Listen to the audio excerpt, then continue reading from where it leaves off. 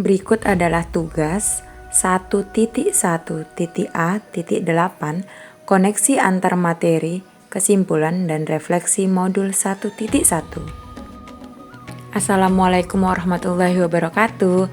Perkenalkan, nama saya Dewi Puspitasari SPD, Unit Kerja UPT SPF SDN 101829 Glugur Kebun, Kecamatan Pancur Batu. Saya calon guru penggerak Angkatan 9 dari Kabupaten Deli Serdang. Penting sekali bagi seorang pendidik untuk terus mengembangkan kemampuan diri, baik secara keilmuan, pendalaman materi, serta inovasi pembelajaran, sehingga kita bisa berperan secara maksimal dalam mendidik siswa.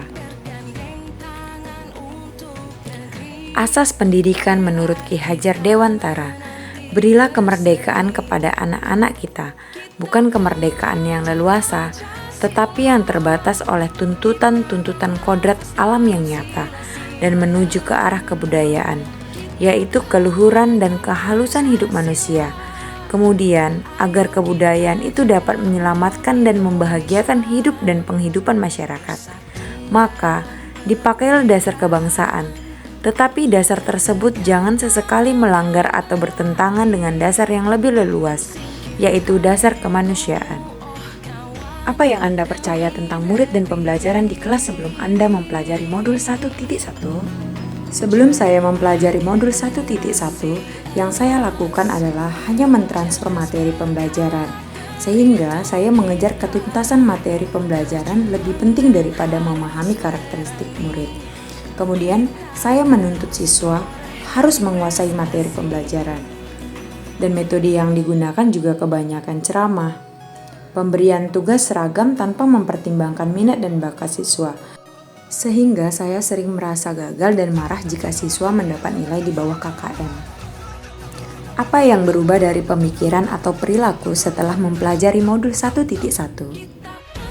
Namun, setelah mempelajari modul 1.1 tentang pemikiran Ki Hajar Dewantara, saya menyadari bahwa apa yang saya pikirkan dan saya lakukan selama ini kurang tepat. Setelah mempelajari modul 1.1, saya menyadari bahwa seharusnya saya melakukan proses pembelajaran secara menyeluruh dengan memperhatikan aspek lain. Kemudian, saya memahami karakteristik murid agar mengelompokkan murid sesuai minat dan bakatnya. Dan saya harus menuntun segala kekuatan yang ada pada murid sesuai dengan kodratnya.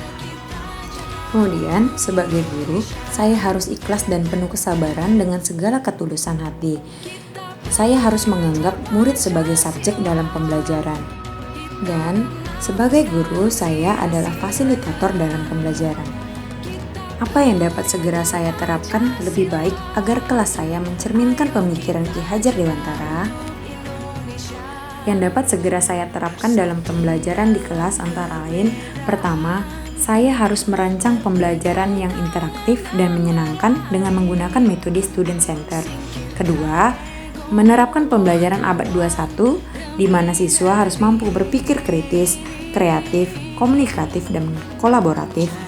Tiga, pembelajaran tidak lagi menuntut, tetapi menuntun. Keempat, saya harus bisa mengenali dan memahami karakteristik peserta didik dan menjalin komunikasi yang baik. Kesimpulan pemikiran Ki Hajar Dewantara, di mana guru harus menuntun segala kekuatan kodrat yang ada pada anak agar mereka sebagai manusia dan sebagai anggota masyarakat dapatlah mencapai kebahagiaan yang setinggi-tingginya. Kemudian, guru harus menginternalisasikan sistem Among dalam dirinya sebagai pendidik. Lalu, guru menerapkan pembelajaran berdiferensiasi di mana murid sebagai subjek dalam pembelajaran. Lalu, membimbing murid sesuai dengan kodrat alam dan kodrat zaman, dan menanamkan nilai-nilai karakter sesuai dengan norma yang berlaku di masyarakat. Semoga video ini dapat menginspirasi Bapak dan Ibu. Terima kasih.